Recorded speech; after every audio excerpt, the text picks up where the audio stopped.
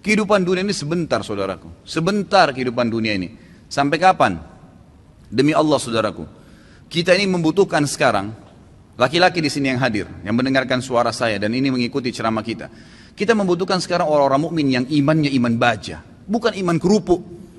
Yang kita butuh ini sekarang ikhwas sekalian dan akhwat di belakang sana yang mendengarkan saya dan mendengarkan ceramah ini. Kita butuh iman-iman baja yang kalau malam bangun dari ranjang lawan syaitan untuk sholat tahajud, bukan tidur terus menerus. Kita membutuhkan iman baja ikhwas sekalian dan akhwat sekalian yang pada saat azan ke masjid, sholat, apapun tantangannya. Pada saat musibah datang bersabar mereka. Pada saat jihad dikumandangkan mereka berjihad di jalan Allah Subhanahu Wa Taala. Memang hidupnya untuk Allah Subhanahu Wa Taala. Kita butuh iman yang seperti ini. Ya memang baja apa yang Allah perintahkan, apapun tintangannya, halangannya kita lakukan. Enggak peduli dengan dunia ini, apapun orang mau katakan.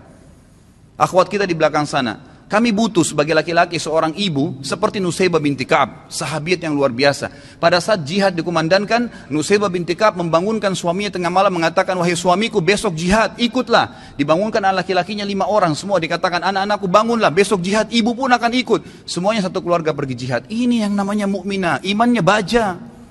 Bukan suaminya mau bangun sholat malam, sebentar mas, jangan bangun dulu. Malah kempes, dikempesin. Suaminya mau poligami, jangan, saya cemburu. Hukum Allah Subhanahu Wa Taala. Kita butuh wanita mukminah seperti Aisyah radhiyallahu anha. Waktu Nabi SAW menikah dengan Zainab, disambut oleh Aisyah dengan senyum, karena dia tahu ini hukum Allah, gitu kan? Masalahnya imannya iman baja, bukan iman kerupuk yang diketuk langsung pecah. Nah ini yang membuat umat Islam lemah, karena iman kita kendor, kempes, tidak ada apa-apa. Sedikit godaan syaitan, dibising sedikit langsung kendor. Pakai jilbab besar, kemudian digoda sama temannya, sedikit saja, oh kamu alimnya, ditinggalkan jilbabnya. Subhanallah. Kita butuh orang-orang mukmin dan mukminah yang hadir di majelis ilmu dengan iman baja. Memang mau mempelajari hukum Allah SWT halal haram. Sepertinya anda hadir ini iman baja namanya. Hadir di majelis ilmu sebagaimana orang-orang fasik. Mau berapa jam dari malam sampai subuh di diskotik, tidak rasa capek tuh. Kemarin ada ikhwah bilang sama saya, Ustadz antum gak capek dari pagi sampai malam ceramah? Saya bilang ya akhi, orang di diskotik dari malam habis isya pulang kantor, duduk nyanyi sampai kupingnya itu gendang kupingnya mungkin bisa pecah, musik dengan besar sampai subuh, minum khamr, mabuk, dia nggak rasa capek tuh, merasa oh saya tadi malam terhibur. Kenapa kita sebagai orang yang beriman tidak mengatakan saya terhibur dengan majelis ilmu, saya terhibur dengan bertemu dengan para ulama, dengan sholat malam, dengan membela agama Allah Subhanahu Wa Taala? Ini yang dibutuhkan, gitu kan? Kita butuh seorang muslimah, saudari kita yang seperti Rumaisa radhiyallahu anha, yang pada saat suaminya sedih, dia menghiburnya, anaknya mati. Suaminya sangat sayang dengan anak laki-lakinya. Pada saat meninggal dunia, kata Rumaisa radhiyallahu anha, jangan ada yang sampaikan kepada suami saya bahwasanya anak ini sudah mati, karena suami saya sangat sayang dengan dia. Waktu suaminya pamit pergi ke masjid, sholat maghrib isya, pulang habis isya, Rumaisa berdandan, pakai minyak wangi, masak masakan yang enak sekali, lalu dilayani suaminya. Begitu pulang, suaminya diajak makan, digodain, dirayu sampai berhubungan badan. Setelah puas suaminya kenyang, biologisnya selesai, perhatikan wanita mukminah yang faham di mana dia letakkan godaannya, imannya membawa dia bagaimana untuk bisa menghilangkan kesusahan suaminya, bukan jadi beban bagi suaminya. Dia mengatakan, wahai suamiku, dengan santun nih, anaknya mati, dia juga sedih sebenarnya, tapi bagaimana dia menghibur suaminya, dan dia tahu ketaatan pada suaminya, ketaatan kepada Allah Azza wa Jalla.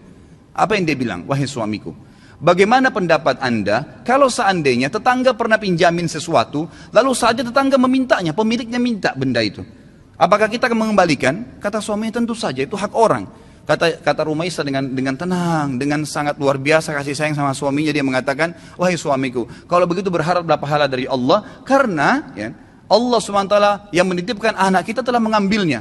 Suaminya langsung marah, mengatakan, kenapa kau tidak cerita dengan saya, wahai Rumaisa? Kau membiarkan saya memakan makanan, menikmatin tubuhmu, lalu kemudian kau memberitahukan setelah itu bahwasanya anak kita mati, gitu kan? Dengan sangat tenang. Lalu kata Rumaisa, itulah yang saya ingin lakukan untuk menghiburmu. Lalu kata suaminya, saya akan laporkan kepada Nabi SAW. Suaminya pergi ke Nabi SAW malam itu, berkata, ya Rasulullah, begini yang terjadi. Nabi SAW senyum, ya, lalu berkata, apakah kalian berhubungan malam itu?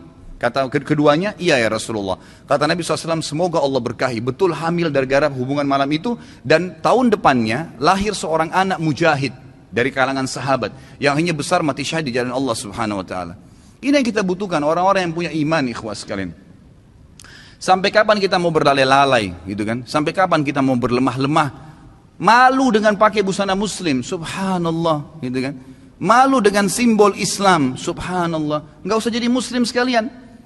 Saya berapa kali nasihati ikhwan dan akhwat saya, kalau ada yang bertanya, Ustaz, ada satu tetangga saya, ada saudara saya murtad, bagaimana saran Anda? Saya bilang tinggalin dia. Islam gak butuh dengan orang murtad, biarin dia murtad, masuk neraka sendiri.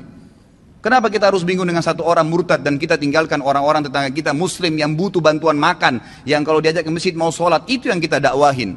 Orang yang tidak mau iman tinggalin aja, gak usah diikutin, gitu kan. Ngapain kita berjalan di belakangnya merayu dia untuk supaya dia kembali ke dalam Islam? Gak usah. Doain mungkin, mendakwahin boleh, tapi gak usah kita sedih, ya kan gitu. Jadi kita harus menetapkan semua pada tempatnya masing-masing. Kita butuh figur Abu Bakar yang semua tegak dengan keyakinannya. Figur Umar yang memang syaitan lari dari dia. Tahu kenapa ikhwas sekalian syaitan lari dari Umar? Karena Umar betul-betul yakin semua yang Allah perintahkan benar, yang dilarang itu salah, ditinggalkan. Dan Umar bin Khattab semuanya dengan tegar, dengan iman baja yang dia lakukan. Malam bangun sholat, tidak ada ceritanya syaitan mau godain ditepis sama dia, nggak ada. Syaitan hanya habis akal. Bagaimana caranya goda orang seperti ini? Nggak bisa. Ya kan? Karena dia betul-betul memang itu ditinggalin. Dan itu hanya dengan iman, ikhwas sekalian. Ini hanya dengan iman.